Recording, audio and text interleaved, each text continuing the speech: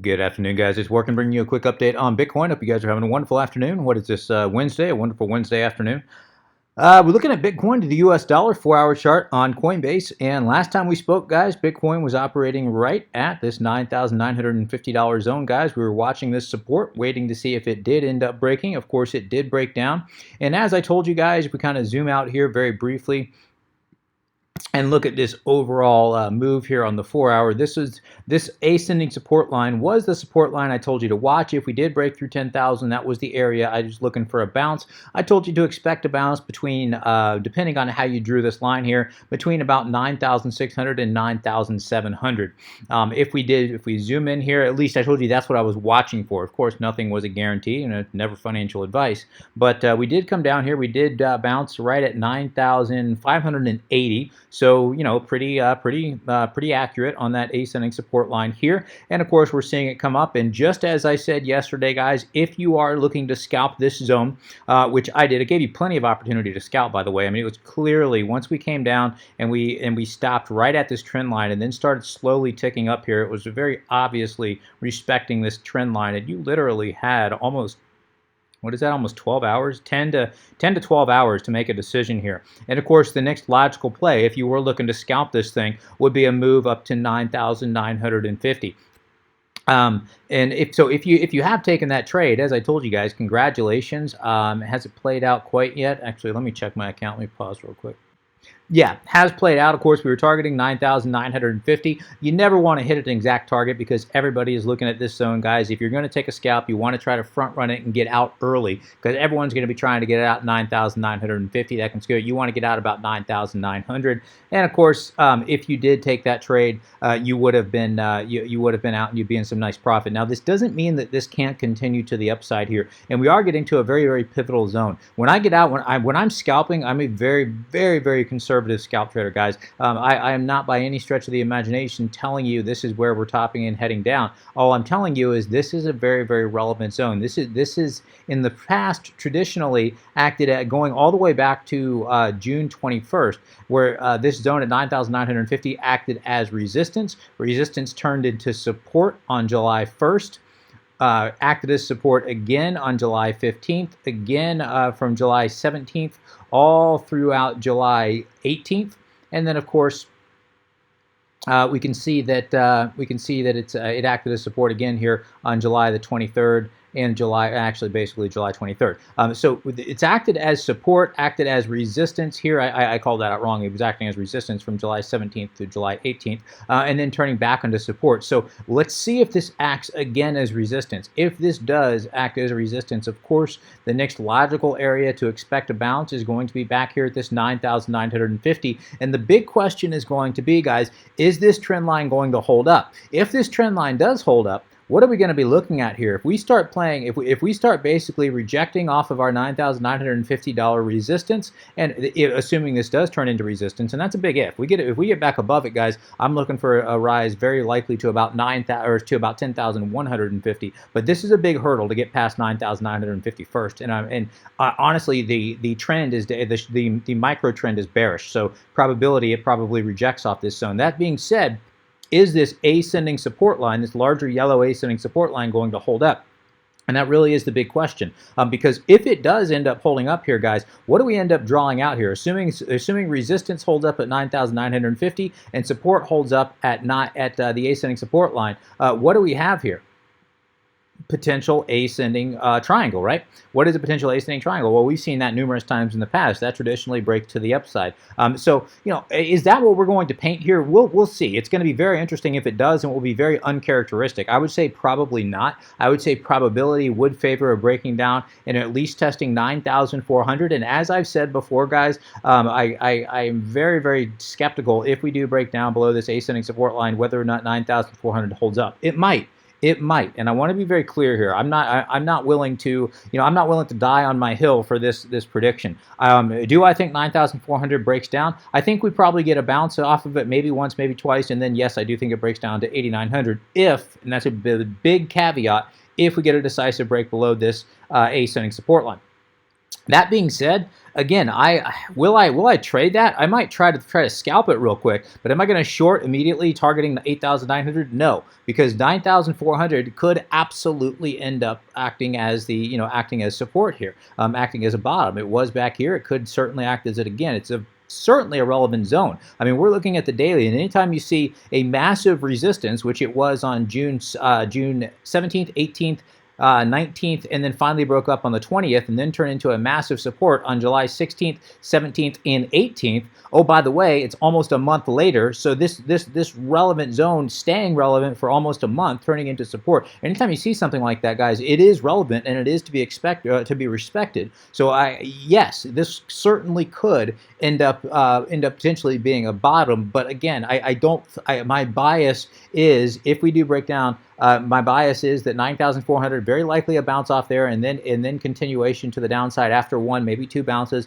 then continuation to the downside, and then I'm looking at least 8,900 to 8,500. Now I want to be clear talking about 89 to 8,500 because I've been talking about this zone for a long time. By the way, for you new subscribers, welcome to the channel. Glad to have you here.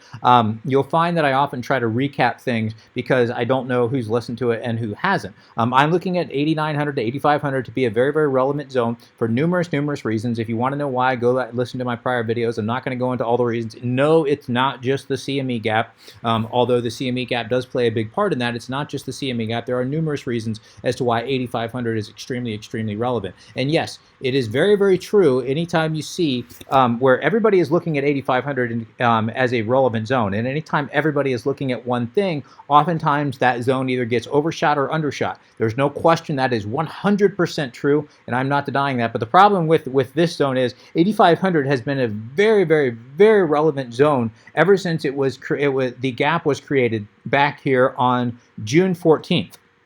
It's now July 24th.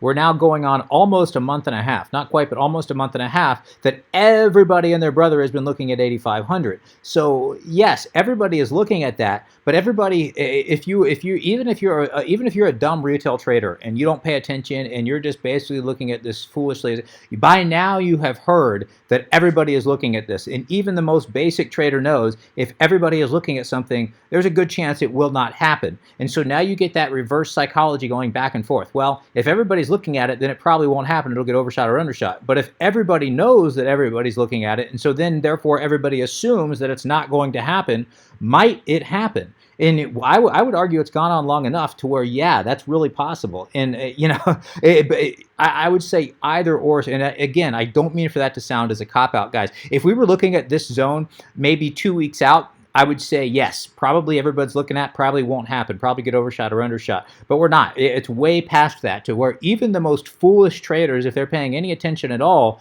they know that everybody and their brother's looking at that, and therefore they know that there's a good chance it gets overshot or undershot, and therefore nobody's looking at it. If everybody thinks everyone's looking at it, then nobody's looking at it, and therefore it might actually get bounced on. So it's a very, very psychological, and the psychology goes deep. And no matter what happens, the other side is going to claim they were right. If we end up getting a bounce here, then everyone was brilliant because they knew this was a relevant zone. If we don't get a bounce here and it gets severely overshot or undershot, then everyone's going to say they were brilliant because we knew it wasn't going to get a bounce because everyone thought it was going to get a bounce. So I mean, we really have about 50-50 odds here. Technically, just by a pure technical analysis, if you took the psychology out of it, 8,500 is very, very, 85 to 8,800 is very, very relevant. And no, not just because of the CME gap, as I said. And I'm not going to get into it. You can watch my prior videos any more than I already have. I probably already talked too much. All right, so looking at the daily here, where do we go from here? Yes, this does look like a nice little bounce here. Daily candle obviously has got plenty of time left here, so who knows how this is going to close. Obviously, if it closed like this, yes, I'd be looking for a very likely continuation to the upside, but chances are it's not going to close like this. We've still got how many, we still have how many hours until, like 8 hours until this daily candle closes. So we still have plenty of time for almost anything to happen here, which I know is not helpful at all. All I can tell you is, we called the bounce off of this ascending support line here, a very logical bounce off this ascending support line here. Nothing was a guarantee, but this is where I told you about. If you took that trade, great. If you didn't take that trade, don't worry. There'll be plenty of opportunities going forward. So where it gets tricky from here, though, until we either break up above 99.50 decisively, not by a wick, but decisively above 99.50 or breaking below this trend line. As soon as we decisively break below this trend line, and I would say a decisive break below this trend line now, I would probably look at a 4-hour open and close. Yesterday I was saying a daily. Given that we've seen this now and this has now been validated, I'd say a 4-hour open and close would very likely be a decisive break. Not a wick, guys, but a open and close. Not just a close, not just an open, but an open and close on the 4-hour below this support line, which again, I realize there is some play in there, guys, so it's going to be a little difficult. But if that does happen, and this is why I say it's a very difficult range to trade. But then, of course, we're looking for 9,400. 9,400 does break down, and as you guys know, I'm looking between 89 and 8,500, and we could literally see a bounce anywhere inside there. Now, I want to be clear here, guys, and this is where I want to talk about this 8,500. Didn't mean to get off on many rabbit trails, and I know that frustrates some people, and that's just, I guess this is going to be some of those rabbit trail channels because, within those rabbit trails, I try to find some gems that really help people, and your comments let me know that they do, and I really appreciate you giving me that kind of feedback, positive or negative, because it lets me know to try to where to focus my my time, which right now shouldn't be in explaining this. So 89 to 8,500, guys, yes, I'm going to be watching this zone, but I want to be very clear. Yes, I'm going to be stacking in buy orders here. Am I going to be going all in here, though? Absolutely not. Of the money that I have allocated to buy Bitcoin long, I will probably allocate maybe 20 to 30% of the money that I have allocated to go long on Bitcoin. Now my trading portfolio is completely separate, but I will probably allocate about 20 to 30% of that portfolio to buy between 89 and 8,500. That means I'm going to have anywhere from 70 to 80% of that fiat that I'm looking to go long on Bitcoin left over. Why am I doing that? I'm doing that because there's going to be, even if this does explode to the moon, of course I wish I would have gone all in here, but that's not how trading works. Trading is just you have to be very risk averse. So if it does come into this zone, then I will have allocated that 20 to 30%. And if it goes below here, I'll still have 70 to 80% to buy these major areas of support all the way down. And there's nothing says that 8,500 can't break down. As I said, we have a very real chance. I would say probably if we do come into this 89 to 8,500 zone, I would say probably a 55 to 60% chance that it breaks. But remember, that means you've got a 40 to 45% chance that it breaks down to the downside, and that is a force to be reckoned with, that we do break below 8,500. So please don't misunderstand me. Please don't say that I am 100% telling you that we are going to go here and I'm going and work and is going all in between 89 and 8,500. That is not the case. Yes, I will add a decent amount to my long-term hold portfolio between this zone, but certainly by no means am I going all in here. If we go lower, I will have money available to buy lower. And I'm not giving you financial advice. I'm wanting to make sure that I'm clear with what I'm doing, so you can do whatever you feel is right. If you want to go all in here, I am not giving you advice whether to do that or not do that. I'm only telling you what I'm doing, and hopefully you can develop your own strategy through doing that.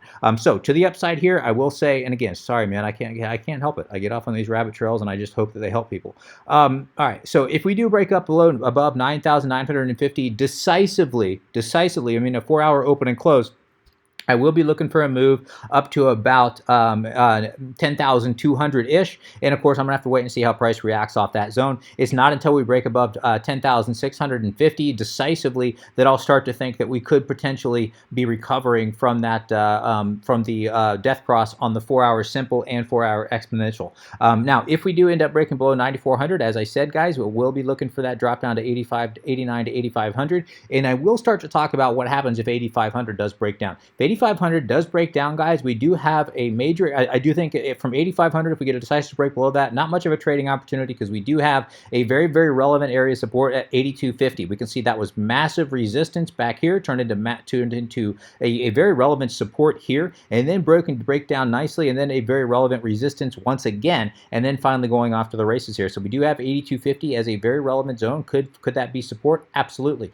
Below 8,250, we have another relevant zone at 8,000, which I should and do not have marked off, which I will rectify that right now. That is right here at 8,000, we can see that was a visual resistance back here. Visual turned into support and then went off to the races there. And then, of course, we do have a very relevant zone at 75.50. So we do have many areas of support if 8,500 does break down, that if you're looking, it would be basically a scalp trader's paradise to try to trade these zones, trade small little scalps on the way down here. So that's just to give you an idea. That's what I'm looking at here. I will be looking to add to my long-term hold position significantly if and when we do get down to about 7,500 again. But again, I am really looking for a bounce between 89 and 8,500. All right, checking our moving averages, exponential moving averages, we can see that we are bouncing off the bottom of the Bollinger Bands here. The bears have yet to take over the market. How do we know? Because looking at the 4-hour Bollinger Bands, they're basically acting as support. We have yet to see them get stretched out. We have yet to see a real pushing of the Bollinger Bands there, as we've seen here in the past, as we saw back here, I mean, really, we have yet to have, the bulls are still fighting, I guess is my point. That being said, there's no question that the bears seem to be getting the edge here. We now have a bearish setup with the 55 exponential above the 21, above the 8. That is a bearish setup, and we are getting light between each one of those. In other words, we're getting divergence between each one of those. So that does suggest that even though, yes, we are rallying here, that does suggest that we find some resistance here and then continuation to the downside to be very fair. Now, again, we have that ascending support line, guys, so could that be its saving grace? Yes. But when that breaks down, if and when that breaks down, guys, watch out. Again, 9,400 possibly support, but be very careful when that ascending support line does end up breaking down. Let's quickly check the daily. Checking the daily, we talked about the 8 EMA crossing below the 21 exponential there was a bearish setup. We do have now the 8 EMA getting ready to cross below the 50 simple. We have now broken below the 50 simple and closed below it. We are trading now below the 55 exponential as well. If we get a daily open and close below the 50 simple and 55 exponential, that is, again, that would be considered a decisive break on the daily, and that would be a very very bearish sign. And by very bearish, I don't want to oversell it. Again, we'd be looking probably at continuation to at least 9,400, if not that 89 to $8,500 zone. Let's go ahead and check the weekly as we discussed yesterday. I am watching this 8-week EMA. 8-week EMA is still being defended by the bulls. As of yet, we aren't even trading below it, even though we have wicked below it here a couple times, last week and this week as well. It is still being defended by the bulls. We'll have to wait and see how this week closes. I would personally, again, as I discussed last time, I'd like to see at least a weekly candle close below the 8-week EMA, if not a decisive break. A decisive would be a weekly open and close below the 8-week EMA. And traditionally, that would bring us down to about that $8,500 zone. Of course, traditionally, it does bring us down to about the 21-week EMA, and that's about 8,000 right now. Let's wait and see where it is when we actually do get down there. But the reason I say I would like to see it happen is because traditionally, as I discussed last time on yesterday's video, I won't go into it today, but traditionally, once we get a decisive break below the 8-week EMA, either that becomes a bottom or the following week's candle where we get a decisive open and close below the 8-week EMA. Traditionally, that becomes the end of the corrective phase. In other words, the bottom in this case of the overall trend, and then the overall trend continues. So if we were in a bearish trend when we were in the bear market in 2018, that was continuation to the downside. That signified a top and then continuation to the downside. Now that we are in more of a bullish posture in a bull market, this would signal the end of the correction to the downside and then continuation of the overall trend, which would be to the upside. So that's kind of why I'm saying that I want to see that happen, just because I'm a long-term believer in Bitcoin. I'm a long-term holder of Bitcoin, and so I'd like to see the healthiest thing happen. In the short term, it would be bearish, yes, but in the long term, I think it would be very healthy. So let's wait and see. But as of right now, the point is the bulls are still holding up. They are still defending the 8-week EMA. If and when this does end up breaking down, guys, expect a very quick drop, very likely down to about that mid $8,000 area, and then I'll be looking for a bounce. Does it have to happen? Does it have to happen that way? No. Could we go lower? Absolutely. But we do still have, or even if we do, you have to consider we do still have the 8-week EMA on top of the 21-week EMA on top of the 55-week EMA. That is a very bullish posture. We do have light between each one of them there, and so that my point in all of this, as I said yesterday, the overall macro trend is still very much intact. So there's no reason to be anything but bullish on the overall macro trend. Now, of course, I'll change that bias if and when we have reason to. But as of right now, there's nothing to say this isn't a very healthy correction and then a continuation to the upside. All right, coming back on the 4 hour here, just to kind of give you an idea of some of the things that I'm watching. I debated on whether or not to do this. I want to be very clear. I'm going to draw a couple trend lines as I discussed yesterday, guys. And these are just things that I'm playing with. I'm not considering these. I mean, yes, this is a trend. If I look at the wicks here on July, this is on the 4 hour, so on July 22nd. And part of July 23rd, I'm anchoring the trend line there on the bottom of the wicks there, and then of course we can see that if I anchor the trend line at the bottom of these wicks right here on July 17th, and then of course it would be the body on July 2nd here. We do have a bit of a trend line here potentially. And again, this is on the 4 hour here, so we'll have to wait and see how this plays out. We also have potentially a nice little trend line right here. And we can see that's anchored right up here at the top of the wick on July the 10th, the very, very top of the wick on July 10th, and then coming down and following what looks like a small little micro channel here that we've created basically from July 20th all the way through present day. That price does seem to be kind of respecting this little micro channel right here. So we'll have to wait and see kind of how this ends up playing out. But the bottom line is, look at this overall. Let me just kind of get rid of this for just a second. I'm just kind of get that out of the way for just a second. Overall, what is this starting to potentially look like? Yeah, potentially a falling wedge here, which would suggest price coming down into that $8,900 to $8,500 zone and then continuing to the upside. So, am I calling this a falling wedge? No, I want to be very clear. I'm not calling this a falling wedge, but I'm saying, yeah, if we do come down here and we find some support right there at that bottom trend line, then yeah, I'm going to start to look for a pretty big breakout. And there's no denying that that is pretty confluent with this 8,900. So if we do end up basically dropping here very, very fast, coming up here, hitting this descending resistance line, and then dropping quickly, yeah, I'm going to start to look at this as a potential falling wedge. So just kind of, again, I'm not saying it is. I'm just trying to give you an idea of what I'm looking at. Now, we also have another potential falling wedge. This is why I was talking yesterday about how sometimes those trend lines can be subjective. Because if I do anchor this differently, and if I do start anchoring this from the bottom of the open of the daily candle on July 25th, and I draw it like this instead, and I just use the body of these candles, I can argue that this, and I just get rid of this. If I'm just looking at the daily, maybe this is the falling wedge pattern I'd be looking for, and maybe this would bring it in a little bit earlier. Again, it still would suggest a drop to that $8,900 to $8,500 zone, but potentially more 8,900, maybe even front running at about 9,000 and then bouncing off 9,000 and continuing up. So there's a couple ways this could potentially turn into a falling wedge pattern. I'm not calling it that right now. We'd have to drop pretty substantially over the next couple days, the next few days, 3-4 days. But it nonetheless, maybe who knows how many days exactly, but nonetheless, that's kind of the pattern that I'm potentially watching. Now, if we do break below both of those trend lines to the downside, the support of both of those trend lines, then we're very, very likely in trouble. But anyway, just kind of wanted to give you an idea of what I was looking at there. Something else I'm watching, guys, just to kind of keep you updated, as I discussed yesterday, guys, in case you missed it, I am watching this daily RSI at about 53-ish, somewhere thereabouts. That has traditionally, this area was acting as resistance during the bear market, during the bull market. This entire area did act as support, and of course, we did come back down here and try to break up above and got rejected, and we are now trading below it here. So that is a bearish sign, guys, and I'm going to be watching for price to be able to take back up and tick back above this 53 area on the daily RSI. Once that does happen, that will very likely start to signal the correction is over.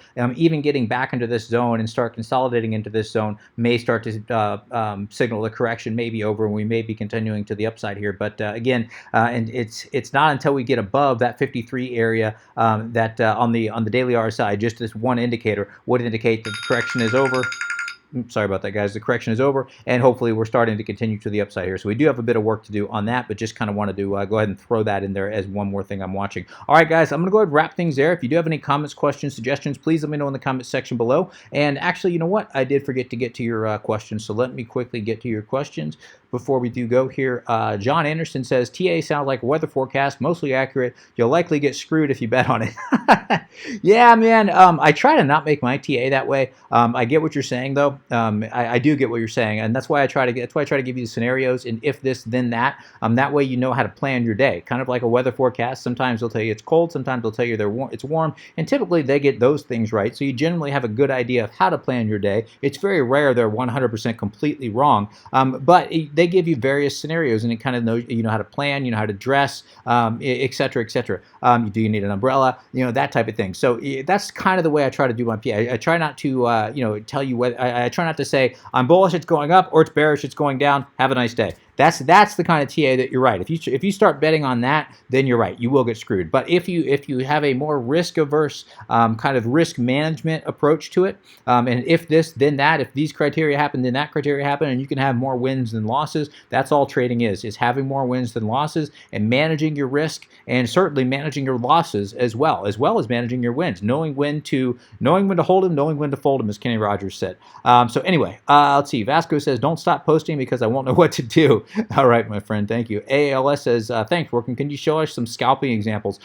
Yeah, as I was kind of as I was alluding to during my TA here, I mean these were scalping examples, as I discussed yesterday, guys. You know, just coming down to, actually, since I moved that trend line, I haven't gotten it back up to where it was when we started. So let me get that back on there. Man, make sure that I'm anchored properly down here, which I'm not because I moved the damn thing.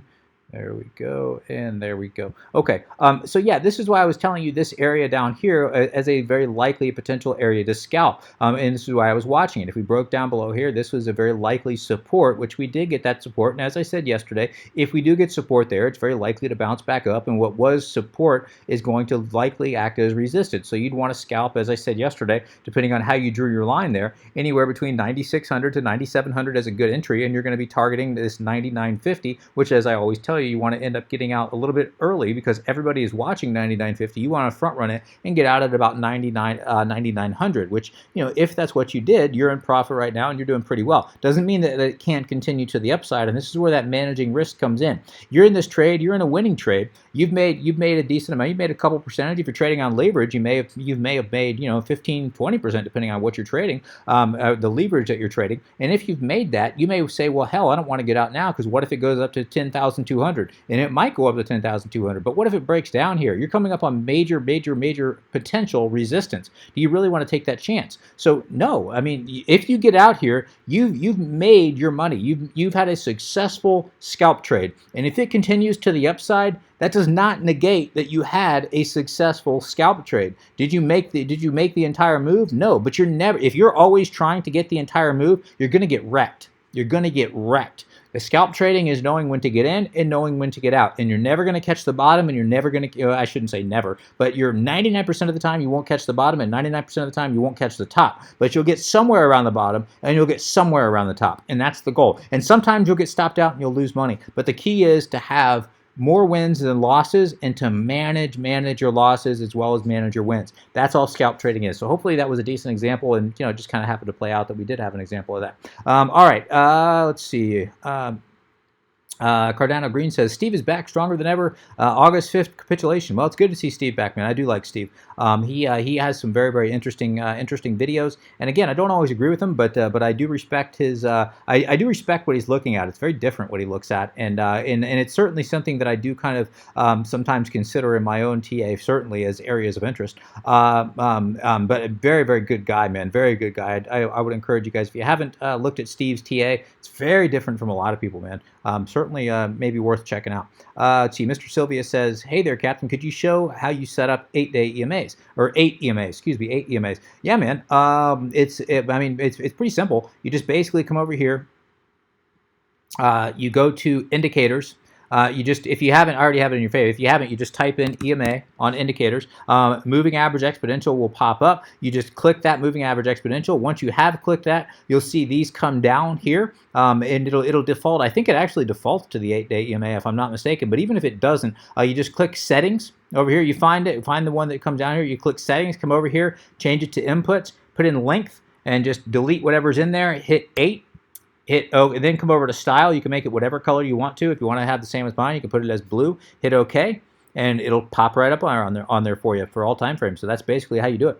Let's see. Hope that helps, man. Let's see. TBD says, love this channel because it's very humble and there's no ego. Please don't change as the channel grows. Thanks, my friend. I appreciate that. Jay-Z says, I don't see any bulls near. Yeah, man. The Bears definitely won the day yesterday, no question. Claude the Chicken says, thanks for working. Best teacher on the platform. Edit, that 8-week EMA lesson was awesome. Going in my arsenal for sure. That's the type of knowledge that people need to pay attention to. Hey, thanks, Claude the Chicken. I appreciate that, man. And by the way, dude, kudos for your name, dude. Just awesome. John Anderson says, thanks for the video. My pleasure, my friend. Simple Auto says, my man, just want to point out that throughout history of Bitcoin, every time we flash red on the Joule, we get down to 21-day EMA or 21 EMA on the weekly, and we're flashing now. So for me personally, that's where I would look to go long again. And by the way, 21 hasn't been tested yet, 2019. Anyways, pleasure watching your videos, and you're a great guy for the crypto community in general. Take care and happy scalping. Hey, thank you, my friend. And yeah, I know a lot of people may not know what that Joule is. It's not an indicator. It's actually an indicator that you've got a buy that somebody created, and yeah, I won't even go into all the somebody and that is, but yeah, it's a very relevant indicator. I don't reference it on my TA, and to be completely honest, I haven't even bought it. I don't reference it at all. But that's not to say there are some again, that is not me demeaning it. There are some very successful traders that do use it and love it. So yeah, I mean, I just have my method, but I'm an old school trader, man. I'm an old school trader. Very, very old school. But anyway, some people might want to look into it. Arlie says, I think a lot of people are just waiting on the sidelines, waiting for the gap to fill. Yeah, I think you're right. Grandion says, very helpful. Thank you. Thank you, my friend. Todd says, great video. Thank you, Todd. Chris says, respect your knowledge. Respect and know your view often right, but the ascending support line looks like a stretch. No? Two sort of touches. Yeah, I'm not sure what you're talking about. I mean, I'm not even sure you're talking about the same line that I was referring to here. I mean, this was the ascending support line I was referring to that we bounced off of here. And as I said, we've touched it numerous times here. I think I replied to, I mean, back here between on the 4-hour between on May the 10th and the 11th, then again here on a wick on May the 17th, again on the June the 4th, June the 6th, June the 10th, June the 11th, July the 17th, July the 18th, and then again just yesterday. So yeah, I'm not sure what you mean. We've only touched it twice. Maybe you mistook mine for a different video, though. That's possible. See, Arkansas says, with Bitcoin currently around 9,600 and after what feels has been a very long CME gap, very long wait, the CME gap of 8,500 looks like they'll probably get filled in the near future. And you know what that means? Working this time to back up the truck and load some Bitcoin because with the back or how do you say that, backed exchange getting ready to start and looming recession starting in the face, etc. I think we'll see 50,000, 100,000. Yeah, I don't know, man. Yeah, are we going to see a recession? I mean, yeah, I certainly think that at some point fiat is going to fail. Is it going to be now? I don't know. I mean, the stock market looks pretty strong right now. I mean, at least in the next year or two. I mean, I don't see it returning the next year. Now, maybe if you're going beyond a year or two, though, yeah, I mean, it's certainly possible. I mean, this whole thing has been getting propped up, you know, ever since. And again, I don't mean to get political here. I really, really don't. But I mean, ever since, you know, I mean, Obama basically on his own spent more money than any president in the United States in history combined. In other words, if you took every president in history, combined all the money they spent, Obama spent more money in his 8 years than every president in history combined. Basically, almost tripling the United States national debt. And again, I'm an equal opportunity person. Bush started spending like hell as well. So I mean, I'm not letting Bush off the hook either. Now Bush had to deal with 9/11, so I get that. But in Obama had to deal with a recession. I think he had dealt with this completely wrong, but that's nonetheless. And now Trump is coming in, and Trump is also spending a lot of money. So again, politicians have lost their minds. They're printing money like it's going out of style, and it is. And again, I don't mean to get political here. I bash the left and the right. The right's supposed to be fiscally conservative, and they're doing. You know, they're starting to buy into this all-out spending spree as well. I mean, the right typically does better for the economy, but even if the economy is doing well, which it is in the U.S. right now, the spending rate is just far outpacing it. There's no way we can keep up with this. There's just no way. So yeah, I do think eventually. I just don't know if it's going to happen in the time frame that you're thinking it might happen, but it might. I could be completely wrong. And your overall point is a valid one. I do think that yeah, when the dollar does start to collapse, when fiat currency does start to collapse, people are going to be looking for an alternative. Of course, they're going to look at gold, but Bitcoin, I very, very likely do think that people are going to start looking to Bitcoin, and I do think it does have the chance to explode, especially when we're talking about potential for things like massive inflation, if not hyperinflation, then yeah, very, very easily could see $100,000 Bitcoin. Now, $100,000 is not going to be worth anywhere near what you think it's worth today, but nonetheless, technically on paper, we'll have $100,000 Bitcoin. The value won't be there, but it'll be $100,000 Bitcoin. If anyway, I'm not going to get into that. All right, guys, I'm going to wrap things there. If you have any comments, questions, suggestions, please let me know in the comment section below. As always, would appreciate an upvote. If you have enjoyed this content, please remember to like, subscribe, hit that notification bell. And as always, guys, if you do want to support the channel, you can always find the tip jar down at the description of any one of my videos. Always appreciated. Until next time, guys, please stay safe. Take care of yourself. This is Working. Signing out.